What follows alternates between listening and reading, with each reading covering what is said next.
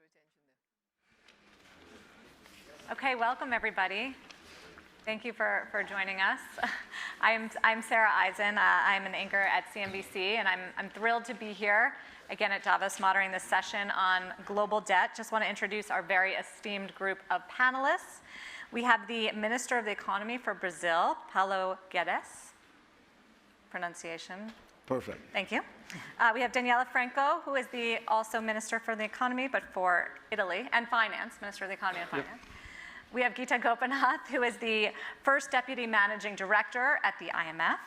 And we have Patrick Dilamini, is the CEO of the Development Bank of Southern Africa. Thank you all for discussing. We have like many of the regions of the world covered. We have a lot of hot topics to get through when it comes to debt. So I just want to dive right in and maybe start with you, Gita, because you have a good global outlook.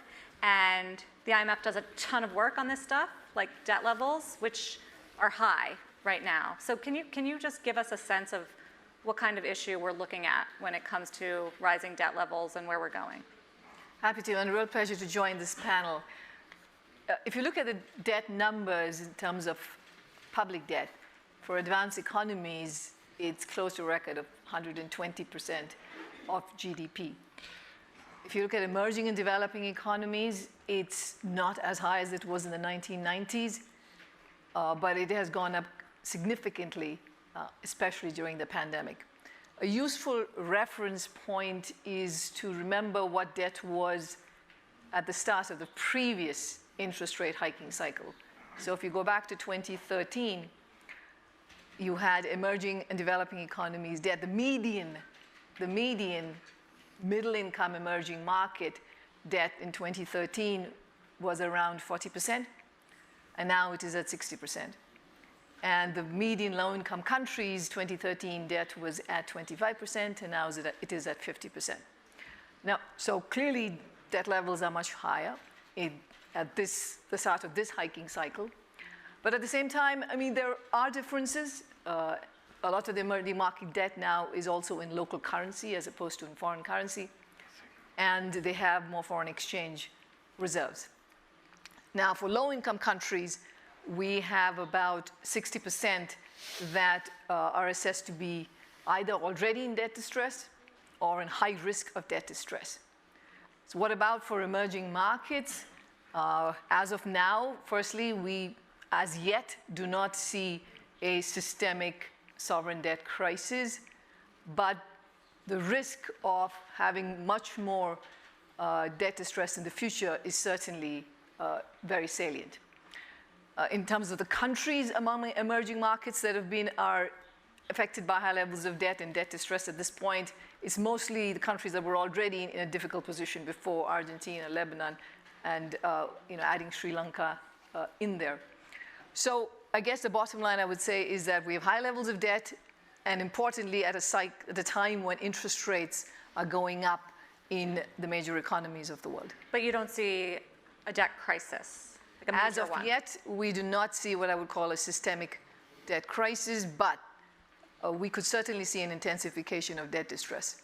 Brazil has a good story to tell, doesn't it, on debt? Well, you're a commodity exporter, so that's helped. Yeah, well, like Gita said, there's a problem. There's one dimension, which is the external dimension.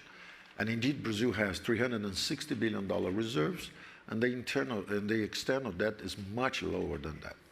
So we are in a very solid position. We have a huge trade surplus, the trade balance at the moment, but with a surplus, for instance. I think Brazil is probably the only country with a trade surplus against China, exactly because agriculture, food and agricultural products. So we are in a very balanced, very comfortable situation when you talk about external debt. Then we go to the internal debt. What happened? When the disease came, when COVID came, our debt GDP ratio was 76.5. And then everybody, even the IMF, forecasted a collapse in the Brazilian economy. They estimated the drop in GDP of 9.7% for Brazil.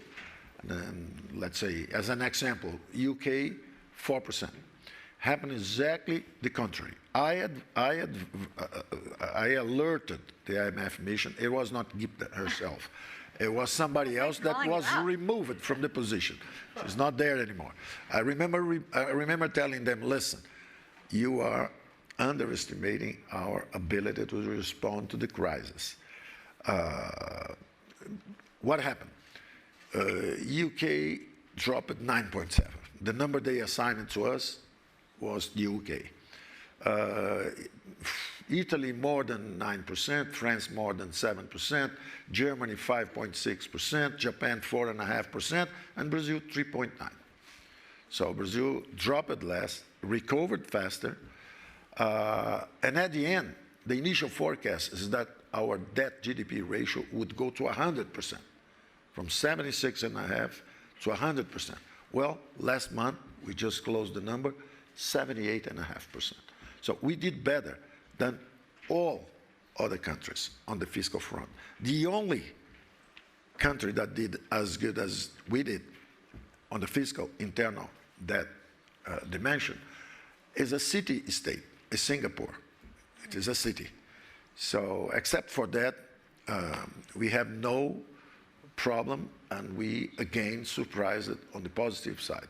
So our debt from 76.5 to 78.5. Some people say, well, it's because inflation went up and then you had extra revenue. Well, it happened many times in Brazil that inflation going up and the deficit going up, because expenditures also go up when you have more inflation. Problem is exactly that the solution that we implemented is that for the very first time, we have frozen other expenditures. So we spend more on health, but less on all other accounts. So the final result is that we fought a war against the virus. We fully vaccinated 98% of adult population. The GDP is quite above the level of when the disease came. Last year, the end of last year, when we were meeting and talking about perspectives for this year, I also said, you keep reviewing downwards the growth forecast for the world. It's happening. They are reviewing downwards. It was 5, now 4, now it's 3.5. People are talking about 2% for the US. And they'll keep reviewing upwards for Brazil. They thought Brazil was stagnated. We have grown 4.5 last year. This year we'll go above 2%. And the key idea is we made a lot of reforms.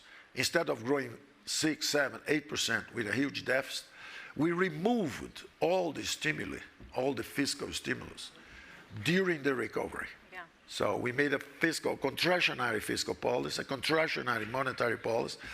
The central bank is quite ahead of the curve. Wait, we're going to get there. No, but never waste a good crisis, right? Yeah, no, never waste. So, Patrick, the debt levels in sub-Saharan Africa have shot up during COVID. Where do they stand right now? Absolutely. Actually, the sub-Saharan African region, even before the pandemic, the debt levels were already on the increase. And the pandemic just made it worse, because governments had to respond to the pandemic and by ensuring that the hospital systems and the health system in totality was attended to and was actually bolstered so that it could be able to cater and look after the sickly.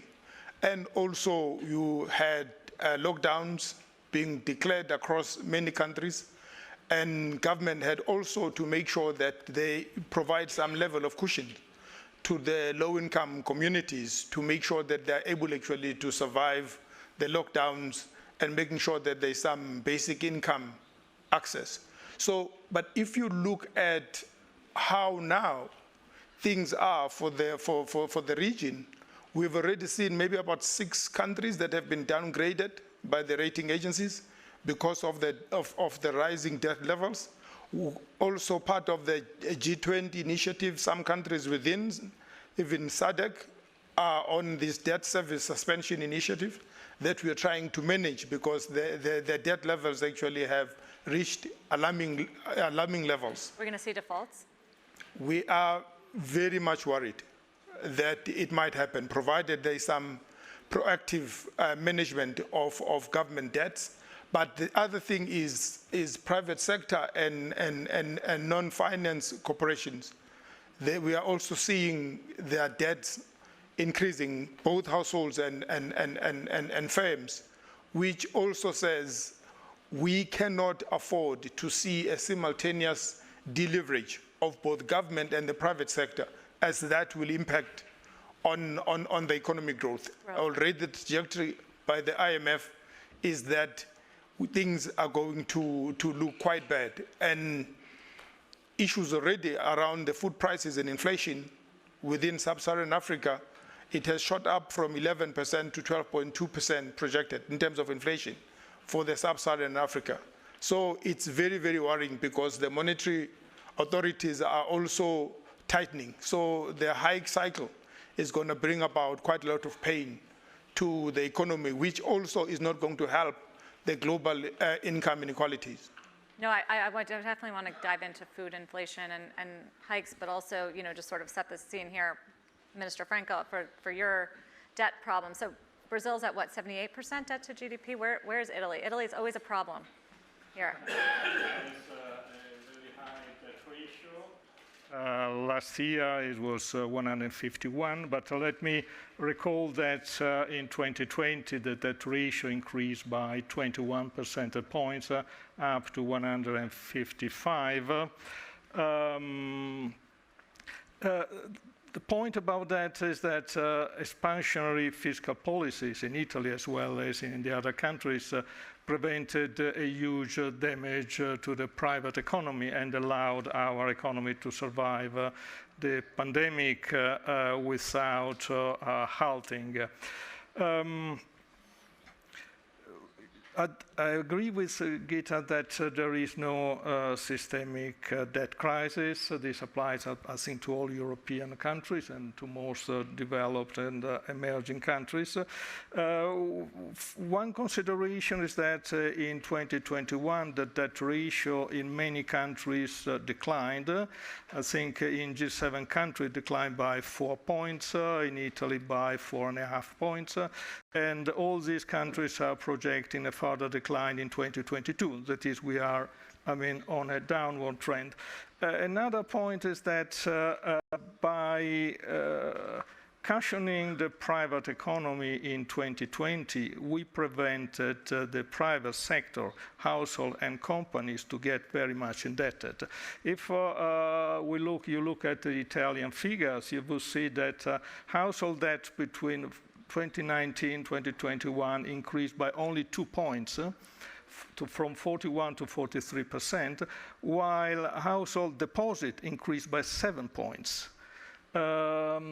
Companies' debt increased by 5 points, while companies' liquidity increased by 8 points, meaning that companies and households in Italy, but as well as in many other European countries, were protected by the downturn of 2020, which means that they can now face, for instance, the increase in interest rates from a more solid position that it would have been without the expansionary fiscal policy we all implemented in 2020.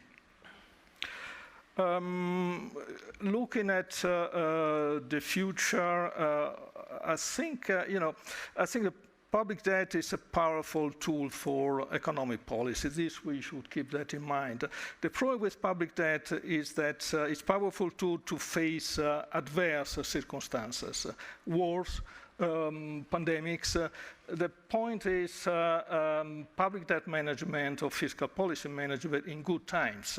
This is the time where public debt should be reduced, and this is the time when in many countries mistakes are made. Now, after the pandemic, we were all looking forward to a period of decline in debt ratio. The point is that we are facing, after the pandemic, the surge in energy prices, leading to a surge in inflation, accelerating monetary policy reversal, which was, interest rates have been very low for a long time. We were expecting an increase. The acceleration of inflation is speeding up the process. And then we have the war. All of this is making, let's say, fiscal policy return to normality more difficult, but still, we must move in that direction. For many countries like Italy, we should keep in mind that the average cost of public debt, in spite of rising interest rates on newly issued bonds, the average cost of public debt is still declining because we are replacing bonds which were issued 10, 15 years ago. Which help us in running, let's say, our budgets in the coming year. Having said that, we all need prudence, fiscal prudence, and we need policies to boost growth. Tough time for fiscal prudence. Gita, is Minister Franco right about Europe, that it is not looking at a systemic crisis because interest rates are going to rise? The ECB is moving closer and closer to ending its stimulus program and raising rates, and already we're starting to see spreads widen out a little bit. I'm sure you know, on the Italian versus the German bonds. I saw Klaus Regling, I don't know if he's still here, flashback to European debt crisis, which wasn't too long ago. Could we see something like that? I agree that, as of now, we certainly aren't seeing a systemic debt crisis, yes. And, the combination of a fast recovery after the collapse in 2020 and inflation also, the combination of those is reducing the debt to GDP in Europe. But that said, of course, interest rates are changing. Now, the current trajectory of interest rates still keeps the nominal rate fairly low, and real interest rates could stay negative for a while, depending upon how fast inflation comes down. So I say financial conditions maybe slightly have tightened, but more closer to neutral. The bigger concern is what happens if the inflation that has become more broad-based in Europe rises even further. And then that triggers and calls for a much stronger monetary policy response in Europe. And yes, there is a lot of heterogeneity in the levels of debt in Europe, and Italy has one of the high levels, and there are countries like Germany where debt to GDP is much lower. So I think there is the question of what will happen to sovereign spreads of these different countries, and whether one could see tantrums, which is what happened the last time around. So I wouldn't rule out anything at this point, but as of now, it's clearly the case, yes, that there is no systemic debt crisis, yes. Minister Franco, how much is the ECB going to hike rates this year and next?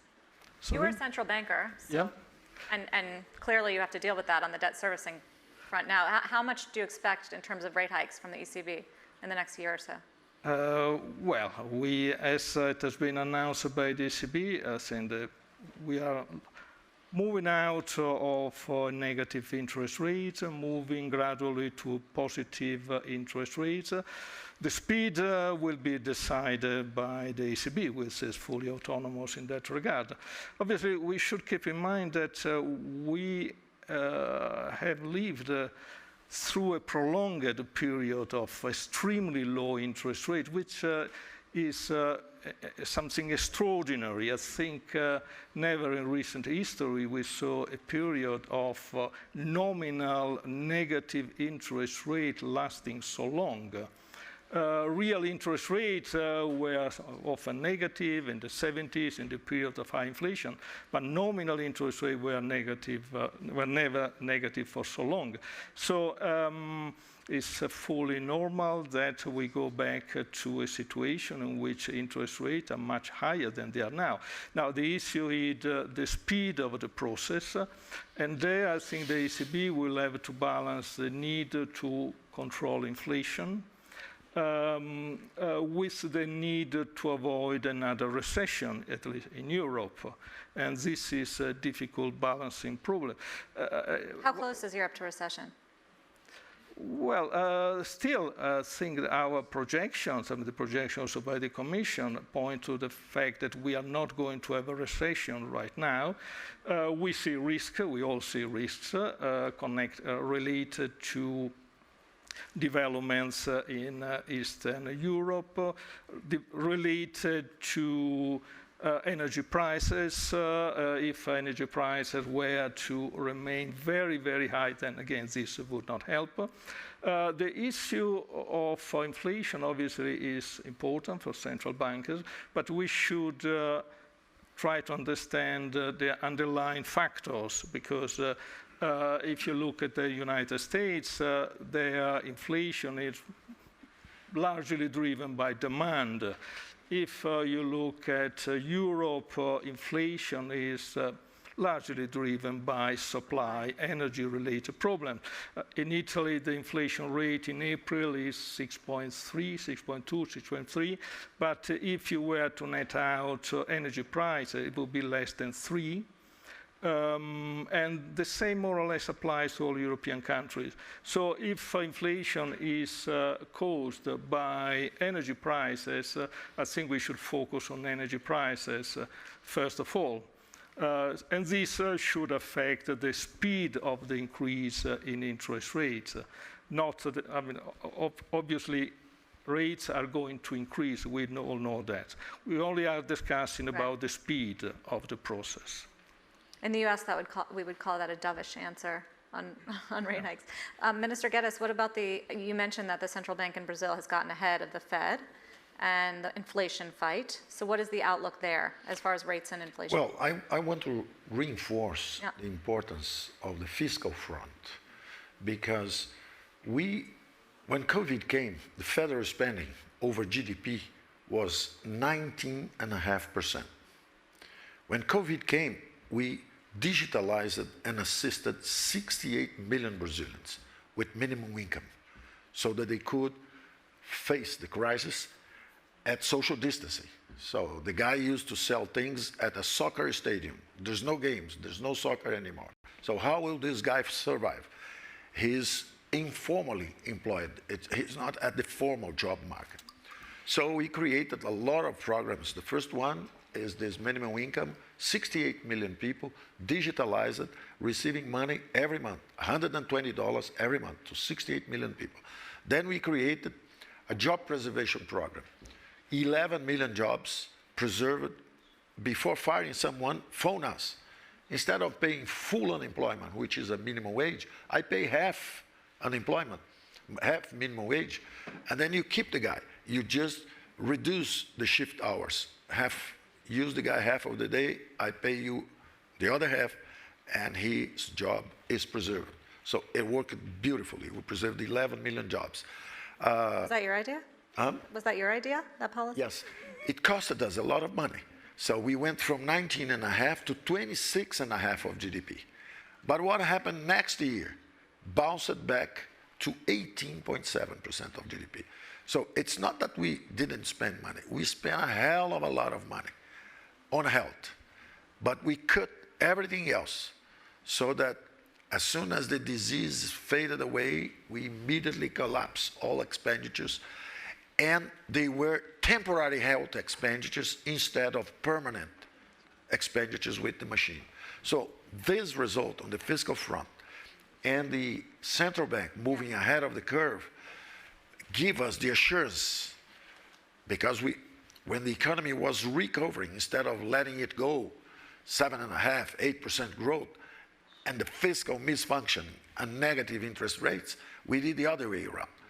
We went ahead of the curve so that we expect that probably we'll get rid of the inflation problem before the advanced economies. And probably we'll be growing faster before the advanced economies, because I think they are largely behind the curve, all of them. Central Bank, Federal Reserve, BCE, because they're not alert to one problem I've been emphasizing when we met. There was a 30 years global cheap labor arbitrage. Alan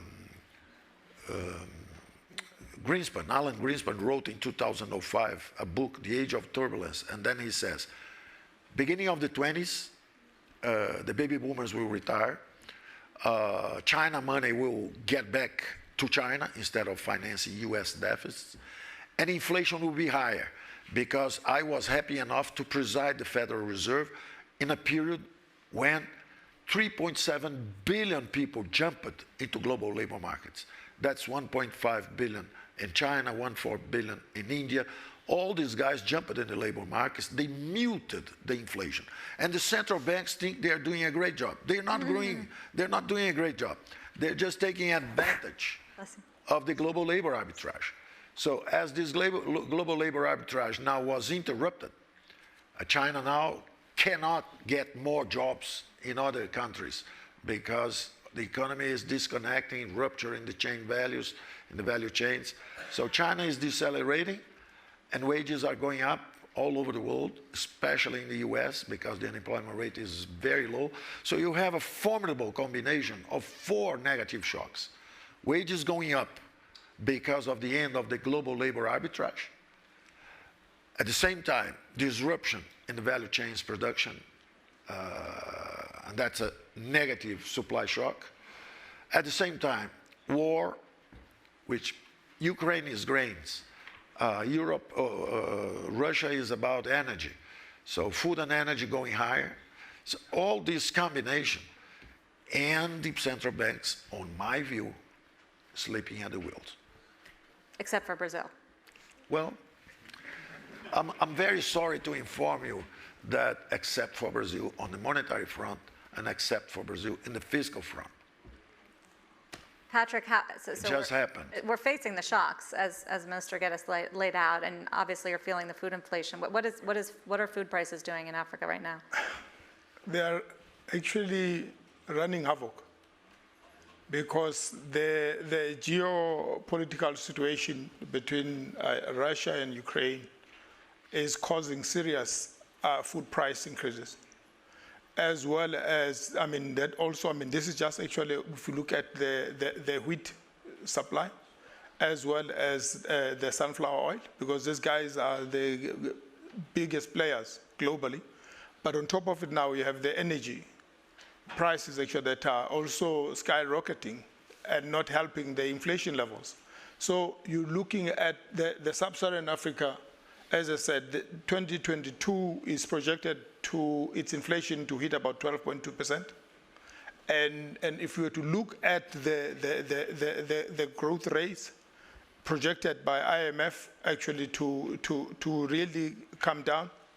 But the issue is Sub-Saharan Africa has about 39 of the 46 least developed economies. And that tells you that these economies are not going to recover or get into their pre-pandemic economic output levels.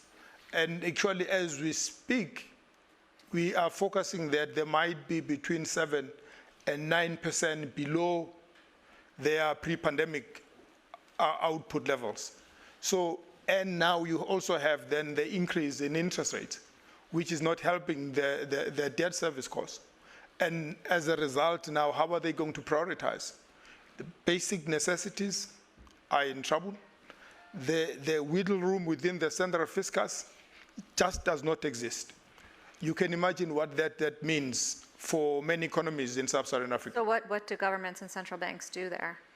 Well, the central banks, the monetary authorities actually already are on a hiking cycle because, in South Africa alone, I think 2 weeks ago, last week, yeah, they hiked. We saw a 50 basis point hike in interest rate because inflations are forcing them to respond. So now, how then do you strike a delicate balance? It's not easy, but how then do we globally get to look at how do we manage the debt situation in emerging economies? IMF actually, their SDR initiative, there's 650 billion that has been touted. Actually, I think if well managed and decisively utilized, can go a very long way in really bringing about some space within the central fiscal for many economies in the emerging markets.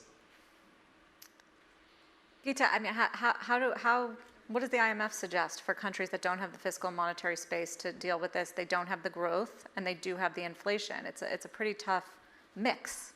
No, it's a tough mix because, you know, they're hit by the pandemic first, and now with, at least if you're a commodity importer, being hit with rising prices of all your necessities. So we are at the IMF tracking very closely the countries in terms of how much of spending do they need on food and oil and gas, and what their financing needs are. In terms of what needs to be done, unfortunately, given the fiscal situation in several of these countries, you know, I would say that the first practical step is to prioritize where you spend, because you can't really raise your revenues at this current juncture. The IMF has been giving financing to countries. That also helps, and the SDR allocation was one such instrument. But I want to focus a little bit on the countries, and there's several of them, that are already in debt distress and that will need debt restructuring. And a problem with the international financial architecture is we don't have a good debt resolution mechanism. The G20, something you've been warning about at the IMF. Yes, yeah. Yes. So the G20 came up with the common framework to address exactly this issue, and it provided the promise that for the first time we would have a resolution mechanism that would involve official creditors, private creditors, bilateral creditors, and then we would get a proper resolution of the high levels of debt in these countries. Now, there have been 3 countries that have applied for the common framework. There's Chad, Zambia, and Ethiopia, and that was over a year ago, and we have so far not a single case where the resolution has been done. So I would say that what's absolutely needed urgently at this point, when we are in a somewhat pleasant situation of not yet being in a systemic debt crisis, is that we create the infrastructure, that we create the architecture that's needed, that if the world were to head into such a crisis, that we have it. Now, what would that require? I think first and foremost, it requires that the common framework is much more clearer about timelines, about the steps that are needed to make progress on the framework. The second is when the common framework was designed, it was at a time when we were thinking of countries that were hit by the pandemic. It did not include the Sri Lankas of the world. So we need the scope of countries that can be addressed to include even middle-income countries that could be at high distress, like Sri Lanka. And it's, you know, it's hugely important to put this architecture in place and to make sure you do it in a timely fashion. And just one last point, in this particular game, nobody is doing charity for anybody else.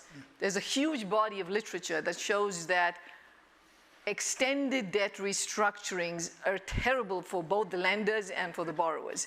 So it is in everybody's interest to get to fix this architecture. Minister Franco? No, I fully agree with what Gita is just saying, that the common framework, which was started in the end of 2020 by the G20, is in principle a powerful tool, bringing together all creditors, public and private. The point there is, I think the main point is that some countries which are important creditors are not really cooperating with solutions, the solution of the problems, especially for the 3 countries which have applied. Who's not cooperating? Well, talking about China, basically, which is not really supporting the implementation of the common framework. So I think we all agree that it is an important tool, but it would require a broad consensus, which is not still there. We should recall the debt service suspension initiative of 2020-2021, which helped many countries during the pandemic. It was rather effective. It came to an end at the end of last year. And also the SDR. The SDR is a big success story. I mean, And I think one general consideration about, let's say, the pandemic is the fact that it was a terrible, obviously terrible for the number of people who suffered. From a purely economic point of view, it was a big experiment. I mean, and policymakers reacted rather quickly. Sometimes with innovative tools. Paolo was mentioning some tools used in the national level in Brazil. But I think all countries, in a way, invented new tools to pay benefits to citizens in need, to allow workers to work from home. The cooperation among countries was very tight, and decisions were taken very, very rapidly. I think this contributed to innovation for like the common framework, but within the G20, it also contributed to a number of important they say, decision taken together, first of all, on the taxation of profits worldwide. This was an issue, I mean, open since 10, 20 years, but it came to an end last year. And I think the pandemic, in a way, put pressure on that. Let me also recall the initiative taken for the vaccines. I mean, the ACTA, COVAX, where new initiatives started rather quickly. And now the G20 is working on the future to make sure that we are all better prepared for future pandemics.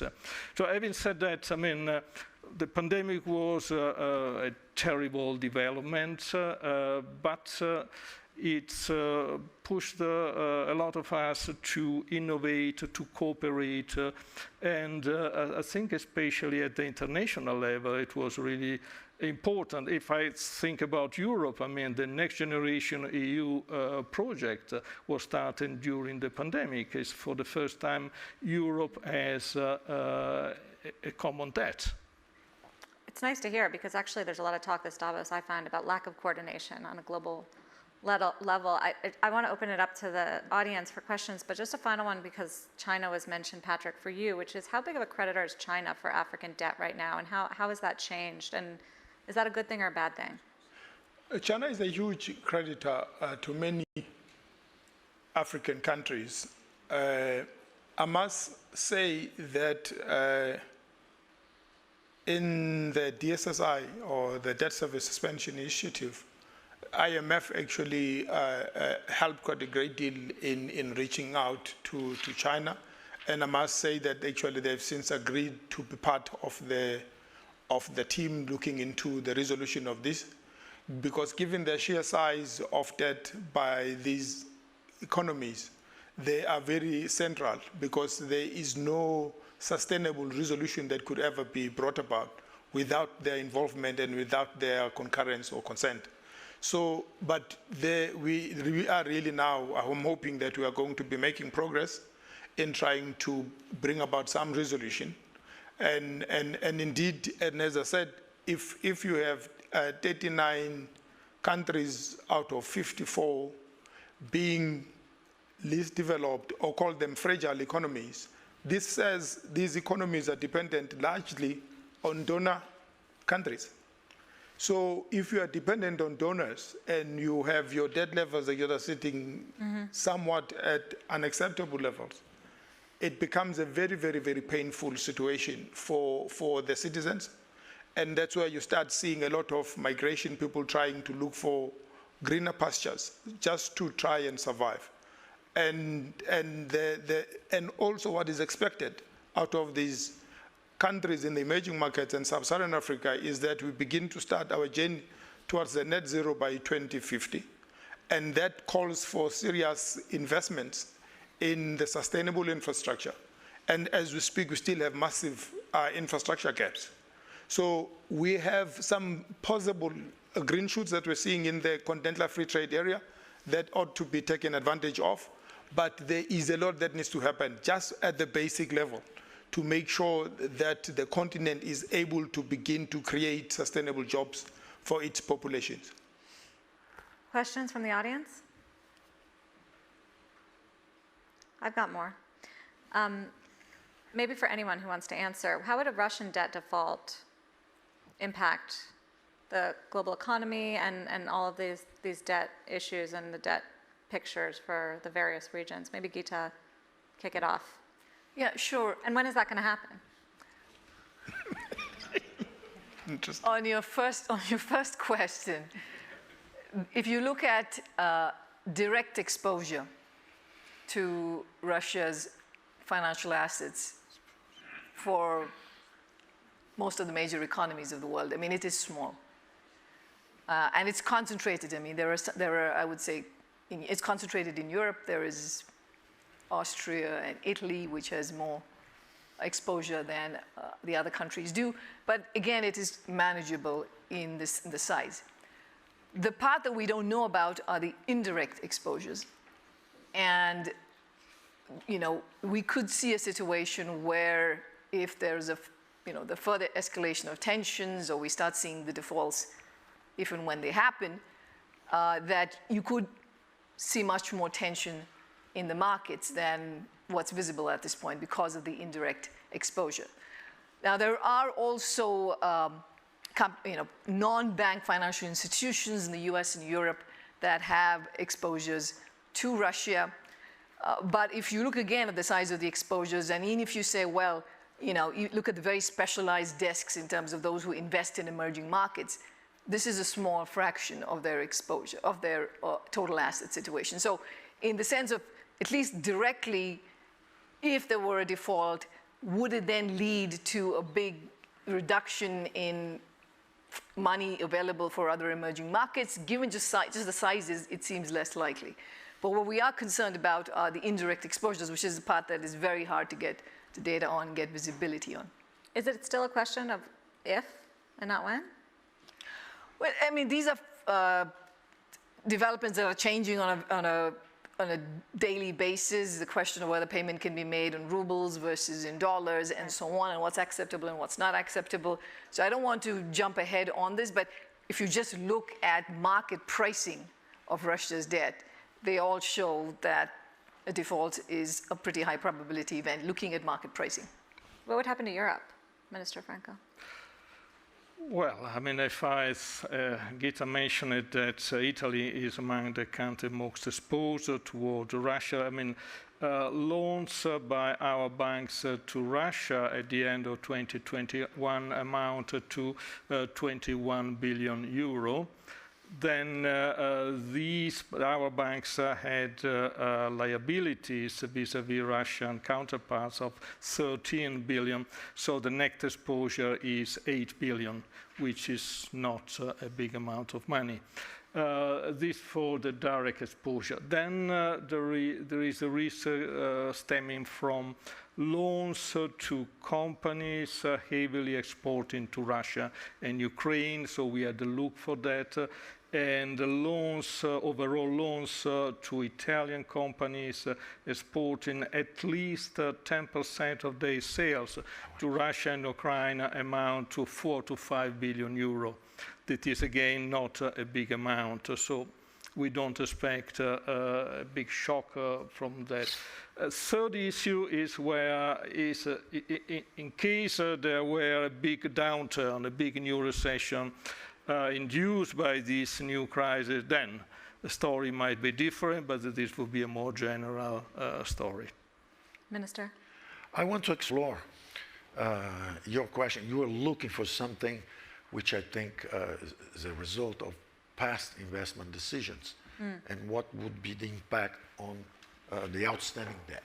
I want to explore a future dimension of your question, which is what we heard in a meeting in Washington some 30 days ago, Secretary of the Treasury, Yellen, saying the investment landscape will never be the same after what happened with this invasion of Ukraine.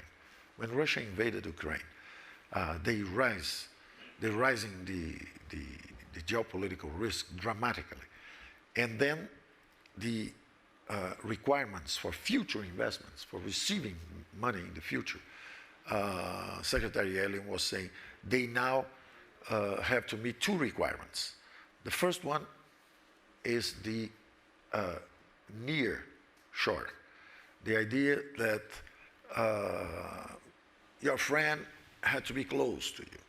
Because if you have semiconductors in China and there is a war, they will blockade the South Pacific, and then you don't have 5G, telecommunications, you don't have anything, automobiles, everything stops because you don't have the semiconductors, because it's too far.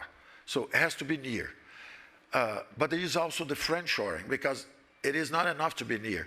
Russia is very near and very close to Europe, but they're not friendly. So they have to be near as a logistic requirement, but they have to be friend as a geopolitical requirement. And then Brazil is very well positioned because we are very close to the Europeans and to America. And if they have to reconfigure the value chains, and Brazil is a candidate. We are a democracy. We are going to a market direction. We took advantage of the never waste a crisis, you said. We took advantage of the crisis exactly to accelerate the regulatory frameworks. So cabotage, 5G and telecommunications, infrastructure, oil and gas, sanitation. We changed all the regulatory framework. The result of this is that we have already investment commitments for the future of $200 billion. That's 2 Marshall Plans for the next 10 to 12 years. That's why Brazil is out of sync with the rest of the world. We are out of sync. We stayed out of the party. There was a 30-year party of globalization. Everybody took advantage, everybody integrated the value chain, and we were cursed because we were out of this thing. So now we are blessed because the vectors, the future is going to be around digital. Brazil has 100 unicorns. Nubank is the most valuable digital bank in the world. We received the prize of the World Bank as the most digital government in Americas, ahead of the US, ahead of Canada, 7th in the world. We digitalized 120 million Brazilians. We supply digitally the services of retirement, of license, renewing corporate licenses and everything digital. So the second axis for the future is the green economy. So the future is green, the future is digital, we'll be there. We are talking to the Danish companies, to the Spanish and the German companies. They want to produce 15% of our energy is wind and solar. So we're going to double that. We have 65 is hydroelectric power, clean energy. Then 10% is wind, 5% solar, 5% nuclear. So 80% is clean energy. So who is going to produce green hydrogen for Europe because they cannot rely on natural gas from Russia? We are the candidates. So these guys who produce wind, eolic energy, they're going to Brazil because even the wind and the North Sea, the wind is very irregular. So the maintenance cost of capture of this energy is very high. In Brazil, with 25 kilometers of the beach, the wind is regular. And you have also sun. In some countries in Africa, you have sun, but they don't have the wind. Some countries like North Sea, around the North Sea, you have the wind, but you don't have the sun. So Brazil is bound to be a giant on the energy future of clean energy and cheap. So what the European companies are doing is a twofold move. First, let's spill over our brands because the demographics in Europe is perverse. Just for your having an idea, Emerging 7, which is BRICS plus Indonesia and Mexico, our GDP is 52 trillion. And then you have G7, the big guys. The GDP is 42 trillion. So Belgium, France, they keep retarding the accession of Brazil to OECD because they're protectionist with their agriculture. And then talking to them, I say, hey, accept us before you become irrelevant to us. We used to trade $2 billion a year with France and $2 billion a year with China at the beginning of the century. We now trade $120 billion with China. and we trade 7 billion with France. It's irrelevant to us. So during the pandemics, the imports from Europe to Brazil collapsed 30%. But the imports of Asia from Brazil went up 40%.